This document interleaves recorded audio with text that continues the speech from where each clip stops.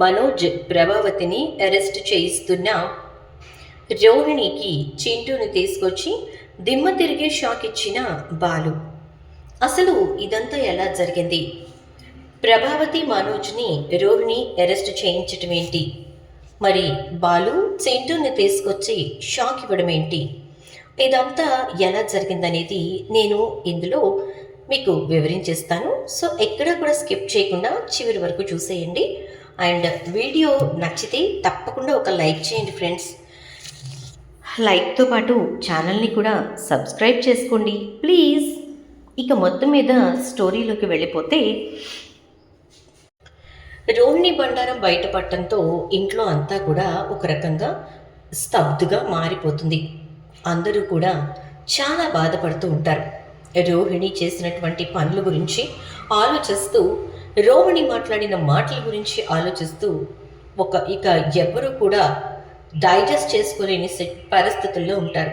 అదే టైంలో మనోజ్ ఇక ఫుల్గా తాగేసి గోల గోల చేస్తూ ఉంటాడు. అలా మనోజ్ గోల చేయటం చూసినటువంటి ప్రభావతి చాలా బాధపడుతుంది. నా కొడుకు జీవితాన్ని ఎలాంటి స్థితికి తీసుకొచ్చుకున్నాను నేను? అసలు నా కొడుకు అంటే ఏంటి? ఎంత గొప్పగా ఉండేవాడు. అలాంటి వాడిని నేనే అనవసరంగా దాన్ని తీసుకొచ్చి ఇచ్చి పెళ్లి చేసి ఇలాంటి స్థితికి తీసుకొచ్చాను. నాకు అసలు పాప విముక్తే లేదు కామాక్షి అని చెప్పి కామాక్షితో వాపోతుంటే, కామాక్షి అయితే ఒకటే అంటది, చూడొదినా, నీ కొడుకు బుద్ధిమంతుడు అని చెప్పేసి నువ్వు అంటూ ఉంటావు కదా, మరి అంత బుద్ధిమంతుడు అసలు ఇలా ఎందుకు చేసినట్టు అని అంటే, ఎలా చేశాడు? వాడు మోసపోయాడు అంటే చాలే వదిన, ఏంటి మోసపోవటం? అసలు ఆ రోజున డబ్బు వెనక్కిచ్చింది కల్పన. మరి ఆ డబ్బులు తీసుకొచ్చి మీకు ఇవ్వాలి కానీ పెళ్ళా చెప్పిందని చెప్పేసి ఎవరైనా అలా చేస్తారా? అమ్మ నాన్నకి చెప్పకుండా పనిగట్టుకొని కొత్తగా ఒక షాప్ పెట్టుకొని దానికి మళ్ళీ నీ పేరు పెట్టి నిన్ను నైస్ చేసి మొత్తానికి ఆ డబ్బులన్నీ స్వాహా చేశారు కదా. ఇప్పుడు ఆ షాప్ని అన్నయ్యకి అప్పచెప్పావు కాబట్టి సరిపోయింది అని అంటే, అది వాస్తవమే అనుకో అంటుంది ప్రభావతి. వాస్తవమే అనుకోకూడదు, అదే వాస్తవం ప్రభావతి. ఎందుకంటే అసలు ఏమాత్రం సంబంధం లేని వాళ్ళే అయ్యో సత్యం గారు ఎంత కష్టపడ్డారు అని చెప్పి మాట్లాడతారు. అలాంటిది అన్నయ్య కష్టమంతా తీసుకెళ్ళి బూడిదలో పోసిన పన్నీరు చేశాడు ఆ మనోజ్ గాడు. వాణ్ణి పట్టుకుని ఇంకా వెనకేసుకొస్తావేంటొదినా? నాకు ఆ మాట మాట్లాడేవంటే చాలా కోపం వస్తుంది అని అంటుంది. సరేలే వెనకేసుకురాను కానీ ఇక నేను వెళ్తాను అని ప్రభావతి ఇంటికి వస్తుంది. వచ్చేసరికి ఇక ఇంట్లో అయితే మనోజ్ ఫుల్గా తాగేసి వచ్చి పడుకుని ఉంటాడు. అయ్యో భగవంతుడా, నిన్ననే కదా వాడికి అంత శుద్ధులు చెప్పాను, ఎందుకురా నువ్వు ఇలాంటి నిర్ణయాలు తీసుకుని ఇలాంటి పనులు చేస్తున్నావు? అసలు అసలు ఏంట్రా నీ బాధ అని చెప్పేసి ప్రభావతి అంటూ ఉంటే, జేంటమ్మా ఏమైంది, ఎందుకు అలా తెగ బాధపడిపోతున్నావు అని మాట్లాడుతూ ఉంటాడు. జేంటి, నేను బాధపడుతున్నానా? నా ఆవేదన నీకు కేవలం బాధలా అనిపిస్తోందా? నేను ఇక్కడ ఎంతలా ఏడుస్తున్నానో తెలుసా? నా కొడుక్కి బంగారు భవిష్యత్తు ఇవ్వాలి, వాడు చక్కగా సంతోషంగా ఉండాలి అని చెప్పి నేను ఎన్నో ఆశలు పెట్టుకున్నాను. అలాంటి నాకు నువ్వు మిగిల్చింది ఏంట్రా అని చెప్పేసి ఏడుస్తూ ఉంటుంది. అమ్మా నేనేం చేయను, నాకు అలాంటిది దొరుకుతుందని నేను అనుకున్నానా? పూలమ్మే మీనా వద్దు అనుకుని పెళ్లిపీటల నుంచి పారిపోయి మరీ నేను చాలా చక్కగా రోహిణిని పెళ్లి చేసుకున్నాను. ప్రేమించాను కదా అని చెప్పి, నా కొడుకు ఇష్టపడ్డాడు కదా అని చెప్పి నువ్వు కూడా చాలా చక్కగా నా పెళ్లి చేశావు. కానీ ఏం ఉపయోగం? నువ్వు వచ్చిందే రాక్షసి, కనీసం కల్పనకున్న విలువ కూడా దీనికి లేదమ్మా అంటాడు. దాంతో ఇక ప్రభావతి, వదిలేరా, నువ్వు మాత్రం ఇలా తాగుడికి బలవ్వకురా ప్లీజ్ అని చెప్పని అంటూ ఉంటే, ఈలోపు సత్యం వచ్చి, వాడు తాగుడు మానేయాలి, సంతోషంగా ఉండాలంటే చేయవలసింది చెయ్యాలి అని అనగానే, సరే అయితే నేను రోహిణిని ఇంటికి పిలవాలంటారు అంతేనా అని అంటే, అంతేగా ప్రభా, వాడు బాధపడుతున్నాడు అని చెప్పి మనం కూర్చొని ఏడవడం వల్ల ఏమీ రాదు. నువ్వు కోడల్ని ఇంటికి రమ్మని చెప్పావనుకో, అప్పుడు ఎలాంటి గొడవ ఉండదు అంటే, దాన్ని నేను ఇంటికి ఎలా రమ్మంటానండి, ఏం ముఖం పెట్టుకుని వస్తుంది సిగ్గు లేకుండా అని అంటుంది. అనేసరికి, నువ్వు ఏమనుకున్నా సరే ప్రభా, తను ఇంటికి వస్తేనే మనోజ్ సెట్ అవుతాడంటే, నానా నేనేమి దానికోసం బెంగపడి తాగట్లేదు, అది నాకు అబద్ధం చెప్పి ఇన్ని రకాల కుట్రలు చేసిందని తాగుతున్నాను అని అంటూ ఇక మనోజ్ పైకి వెళ్ళిపోతాడు.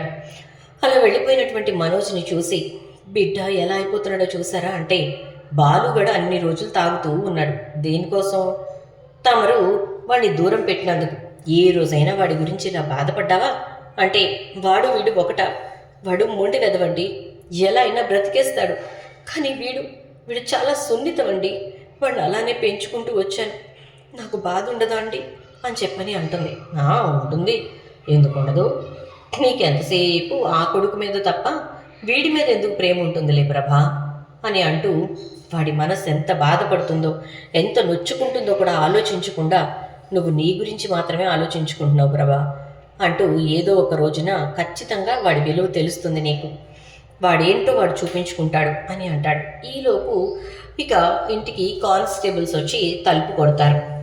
ఇక బాలు అయితే పైనుంచి కిందికి వస్తూ ఎవరు మీరు, ఏంటి మా ఇంటికి వచ్చారు అని అడుగుతూ ఉంటే వీడేదో చేసి చచ్చుంటాడు. ఏంటయ్యా మా అబ్బాయిని అరెస్ట్ చేయడానికి వచ్చారు ఏంటి అని అంటుంది. ఆగమ్మా ఆశావతి, ఎందుకు నువ్వే ముందు వాళ్ళకి హింట్లు ఇస్తూ ఉంటావు? నన్ను అరెస్ట్ చేసేంత పరిస్థితుల్లో నేను లేనులే, కానీ చెప్పండి సార్ ఏం కావాలి అంటే ఇక్కడ ప్రభావతి మనోజ్ ఎవరు అని అంటే ఇదిగో ప్రభావతి అంటే ఇదిగో మా ఆశావతి, మనోజ్ అంటే ఇదిగో ఈ లక్షలు మింగినోడు అని చెప్తాడు. పెళ్ళం వెళ్ళిపోయినోడు కూడా అని అనేసరికి ఆ పెళ్ళామే ఇప్పుడు కంప్లైంట్ ఇచ్చింది అంటారు పోలీసులు. ఒక్కసారిగా షాక్ అయిపోతాడు బాలు అయితే. మనోజ్ అయితే ఏంటి కంప్లైంట్ ఇచ్చిందా, ఏమని అని అంటే తనని అత్తగారింటి నుంచి బయటకు గెంటేశారని, తను తప్పు లేకపోయినా సరే తనని భర్తతో కాపురం చేయనివ్వనని చెప్పి అత్తగారు ఇబ్బందులు పెడుతోందని కంప్లైంట్ ఇచ్చారు అనేసరికి ఇక ఒక్కసారిగా షాక్ అయిపోతుంది ప్రభావతి. నేను ఇబ్బందులు పెడుతున్నానా? అది నాటకాలాడి అబద్ధాలు చెప్పి ఇక్కడ అందరినీ మోసం చేసి ఇన్ని రకాల ఇదులు చేసినటువంటి తను ఇప్పుడు నా మీద నా కొడుకు మీద కంప్లైంట్ చేసిందా? ఎంత ధైర్యం దానికి అని చెప్పేసేసి ప్రభావతి అంటూ ఉంటే అవునమ్మా మీ ఇద్దరి మీద కంప్లైంట్ చేసింది. మీరిద్దరూ కలిసి తన్ని ఇంట్లోకి రానివ్వట్లేదంట. దానికి తోడు ఇంట్లో నుంచి నువ్వు పంపించేసావట. పంపిస్తూ ఉన్నా కూడా భర్తగా తను కనీసం అడ్డు చెప్పకపోగా సైలెంట్గా నిలబడ్డాడట. ఇది ఆవిడ ఆరోపణలు అనేసరికి చాలా బాగుంది అంటూ ఉండగా రోహిణి వచ్చి నేను చెప్పిన దాంట్లో తప్పే ఉంది, నేను చెప్పింది నిజం కాదా? మీరు నన్ను ఇంట్లోకి రానిస్తున్నారా? నన్ను ప్రశాంతంగా ఉండనిస్తున్నారా అంటే ఎవరే నిన్ను ఇంట్లోకి రానివ్వండి, ఎవరు నేను ప్రశాంతంగా ఉండనివ్వట్లేదు? ఎంత ధైర్యం ఉంటే నా కొడుకు మీద నా మీద నువ్వు పోలీస్ కంప్లైంట్ ఇస్తావు అని అంటే ధైర్యమా? దేనికి ధైర్యం? ఇక్కడ ధైర్యంతో పని ఉంది అని చెప్పని అంటుంది. అనేసరికి ఇక ప్రభావతి అంతేలే, అంత తెగించేసి మాట్లాడేదానివి నువ్వు, నీతో ఎవరు మాట్లాడగలరు అని అంటూ ఉండగా చూడనమ్మా మీకు ఏదైనా ఉంటే తర్వాత మాట్లాడుకోండి, ముందైతే స్టేషన్కి రండి అంటే అది కూడా ఇక్కడే ఉంది కదా, కేసు వెనక్కి తీసుకుంటే మీరు మమ్మల్ని స్టేషన్కి తీసుకెళ్లాల్సిన పని ఉండదుగా అని అంటుంది ప్రభావతి. కానీ నేను తీసుకోను అంటుంది రోహిణి. ఏంటి కేసు వెనక్కి తీసుకోవా అంటుంది ప్రభావతి. తీసుకోను. తీసుకుని నా కాపురం వదిలేసుకోవాలా? మీరు నన్ను మనోజ్ని ఇక కాపురం చేసుకొనిస్తారా? అస్సలు చేసుకొనివ్వరు. అందుకోసమే నేనైతే కేసు వెనక్కి తీసుకోను అని అంటుంది. దాంతో ఇక ప్రభావతికి చాలా కోపం వస్తుంది.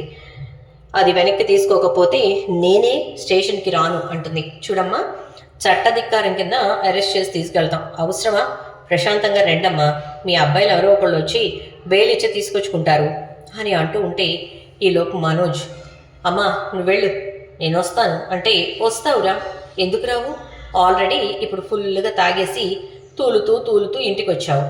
ఇక ఇప్పుడు రేపటి రోజున నువ్వు వచ్చి నన్ను తీసుకొస్తావని ధైర్యంగా నేను జైలుకి వెళ్ళాలి అని చెప్పేసి అనేసరికి ఇక అప్పుడు మనోజ్ షాక్ అయిపోయి సైలెంట్గా నుంచుంటాడు. ఈలోపు ప్రభావతి అయితే చాలా తెలివిగా వ్యవహరిస్తుంది. మీరు నన్ను తీసుకెళ్లాలంటే నలుగురు సాక్ష్యం చెప్పాలి కదా, మీరే చుట్టుపక్కల ఎంక్వైరీ చేయండి అంటూ ఉంటే చూడమ్మా అవన్నీ తర్వాత చేస్తాం, ఇప్పుడు కాదు, నువ్వు పద ముందు అని చెప్పి జీకి పెక్కించిపోతూ ఉంటే ఒక్క నిమిషం అండి అని చెప్పేసేసి బాలు అంటాడు. అనేసరికి కానిస్టేబుల్స్ ఆగుతారు. రోహిణి షాక్ అయి అలానే చూస్తూ ఉంటుంది. ఏంటిది, ఏం జరుగుతోంది ఇక్కడ? కొంపతీసి ఇప్పుడు వాళ్ళకి విషయం తెలిసిపోతుందా ఏంటి అని చెప్పని అనుకుంటూ ఇక రోహిణి అయితే చెప్పండి అంటే "హా, ఏంటి ఇప్పుడు మీరు మా అమ్మని మా అన్నయ్యని అరెస్ట్ చేసి తీసుకెళ్తారా అని బాలు అంటాడు. అవును, మాకు వచ్చిన కంప్లైంట్ ప్రకారం మేము అరెస్ట్ చేయాలి, అరెస్ట్ చేసి తీసుకెళ్తాం అని అంటే సరే అయితే తీసుకెళ్ళండి, వాళ్ళతో పాటు ముందు రోహిణిని కూడా అరెస్ట్ చేయండి, మేము కంప్లైంట్ ఇస్తున్నాం ఆవిడ మీద అని అంటే ఏమని అని పోలీసులు అడుగుతారు. ఏమనా, మమ్మల్ని అబద్ధాలు చెప్పి మోసం చేసిన ఫ్రాడ్ అని అంటే బాలు అంటుంది. ఏంటి బాలు, నువ్వు పని కట్టుకుని మా అమ్మని మా అన్నయ్యని అరెస్ట్ చేసి తీసుకెళ్తూ ఉంటే, అరెస్ట్ చేయించి తీసుకెళ్తూ ఉంటే మేము చూస్తూ చేతులు కట్టుకుని ఉంటామా? ఈవిడ పెద్ద మోసగత్తండి, తనకు అసలు తండ్రి లేకపోయినా తండ్రి ఉన్నాడు, తండ్రి ఆ మలేషియాలో కోట్లు సంపాదిస్తున్నాడని చెప్పేసి మాకు అబద్ధాలు చెప్పి పని కట్టుకుని మా ఇంట్లో చేరింది అంటూ ఉంటే ఇక అప్పుడు వాళ్ళు అంటే ఏంటి, వరకట్నం కోసం వేధిస్తున్నారా ఏంటి అని అడుగుతాడు కానిస్టేబుల్. లేదండి, అసలు వరకట్నం గురించి మా అమ్మ మాట్లాడదు, మరి అలాంటప్పుడు ఇంకా కట్నం కోసం వేధించడం ఏంటి అని చెప్పేసి మనోజ్ అంటాడు. ఇక అలా అన్న తర్వాత బాలు మాటలు విన్నటువంటి కానిస్టేబుల్స్ సరేనయ్యా ఇదంతా కాదు, మీరు వచ్చి కంప్లైంట్ ఇవ్వండి అని చెప్పేసి అనగానే ఇక వెళ్ళి బాలు డైరెక్ట్గా పోలీస్ స్టేషన్లో కంప్లైంట్ ఇస్తాడు. ఏమని, రోహిణి ఆల్రెడీ ఇంకో పెళ్లి చేసుకుంది అని చెప్పి. ఒక్కసారిగా అందరూ షాక్ అవుతారు. ఇదేంట్రా, నిన్ను కంప్లైంట్ ఇవ్వమని చెప్పని అంటే మాకు ఇబ్బందులు పెడుతోంది, మమ్మల్ని మోసం చేసింది అని ఇవ్వాలి, కానీ ఆల్రెడీ రోహిణికి పెళ్ళయిందని కంప్లైంట్ ఇచ్చావేంటి అంటాడు మనోజ్. మరి నిజంగానే నీ పెళ్ళానికి ఇంకో పెళ్ళయిందిరా బాబు, నీకు అది కూడా తెలీదు, చేసేసుకున్నాను దొరికేసింది అన్నట్టుగా చేసుకున్నావు, అది ఆసరా చేసుకుని ఆవిడ గారు ఆడిస్తోంది అని అంటే ప్రభావతి ఏం మాట్లాడుతున్నావురా అంటే సుగుణమ్మ చింటూ మన ఇంటికి వచ్చేవాళ్ళు కదా అంటే అవును వచ్చేవాళ్ళు అంటుంది ప్రభావతి. ఆ సుగుణమ్మ చింటూ ఎవరనుకుంటున్నావు అనగానే ఎవరు వాళ్ళు అని అడుగుతుంది. ఇంకెవరమ్మా, రోహిణికి తల్లి రోహిణి కొడుకు అని అంటాడు. షాక్ అయిపోయి చూస్తుంది రోహిణి అయితే. ఇక ఒక్కసారిగా ఏం మాట్లాడుతున్నావు బాలు, నోటికొచ్చిన నిందలు వేయకు అని అంటూ ఉంటే సరే అయితే ఈ వీడియో చూడండి అమ్మా అందరూ అనగానే చూపించేసరికి రోహిణి చింటూని తీసుకుని స్కూల్లో దింపడం, ఆ తర్వాత క్లాస్ దగ్గరికి వెళ్ళడం, టీచర్తో మాట్లాడడం, ఇదంతా కూడా రికార్డ్ చేస్తాడు బాలు. ఆ తర్వాత వీడియో కాల్లో మాట్లాడింది కూడా తీసుకొస్తాడు. ఆ రోజున నేను కూడా మాట్లాడాను అంటాడు సత్యం. అనేసరికి వేషం మార్చిందనుకుంటా, విగ్గు పెట్టుకుందా లేకపోతే ముఖం కప్పేసుకుందా అని అంటూ ఉంటాడు బాలు.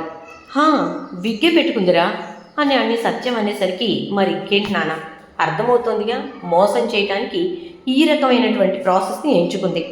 సరే మొత్తానికైతే ఇది మీకు సాక్ష్యాధారాలతో కావాలంటున్నారు కాబట్టి ఒక్క 5 నిమిషాలు ఆగండి అని చెప్పేసి అంటాడు. ఈలోపు రాజేష్ అయితే చింటూ తీసుకుని వస్తాడు. చింటూ రావడంతో అమ్మా అని చెప్పి పరిగెత్తుకుంటూ వెళ్ళి రోహిణిని హత్తుకుంటాడు. ఇక అంతే, ఒక్కసారిగా అందరూ షాక్ అయిపోతారు.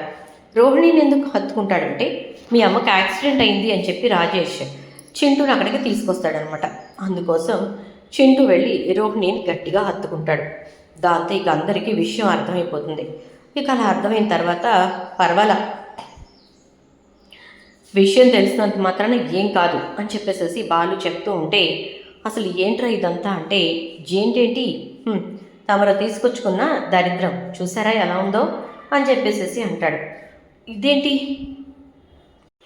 రోహిణి చింటూ తల్లి కొడుకులు అంటున్నావు అంటే అదే కదా నిజం అని చెప్పేసి అంటూ వాడు అమ్మ అమ్మ అని పిలుస్తుంటే నీకు వినిపించట్లేదా కనిపించట్లేదా అంటాడు. దాంతో ఇక మనోజ్ చాలా బాధపడుతూ ఇంత మోసం ఆ రోహిణి, ఇన్ని రకాలుగా మనుషుల్ని మోసం చేస్తారా, అసలు నేను ఎక్స్పెక్ట్ చేయలేదు రోహిణి, నువ్వు ఇలాంటి దానివని, ఎందుకు ఇంతలా నన్ను మోసం చేశావు అంటూ ఉంటే నువ్వు ఆగరా, నేను దీని సంగతి చెప్తాను అని ప్రభావతి చాలా కోపంగా వచ్చి ఏమే నీ గురించి ఎప్పటికప్పుడు ఏదో ఒకటి బయట పడుతూనే ఉంది కదే, వస్తే ముదనష్టం దానా, అసలు నువ్వు ఎందుకు దాపరించావే మా ఇంటికి అని చెప్పి మళ్ళీ రోహిణిని చాలా హింసలు పెట్టినట్టుగా మాట్లాడుతుంది ప్రభావతి. దాంతో రోహిణి ఇక దయచేసి క్షమించినత్తయ్య అంటూ ఉంటుంది. క్షమాపణ నీకా, ఈ విషయంలో అస్సలు క్షమించను అని చెప్పి ప్రభావతి అయితే ఇక వెళ్ళిపోతుంది. పోలీసులు రోహిణిని అరెస్ట్ చేస్తారు. చూద్దాం ఏం జరుగుతుందో. వీడియో నచ్చితే లైక్ చేసి షేర్ చేయండి. ఛానల్ సబ్స్క్రైబ్ చేసుకుని పక్కనే బెల్ ఐకాన్లో ఆల్ ట్యాప్ చేయండి.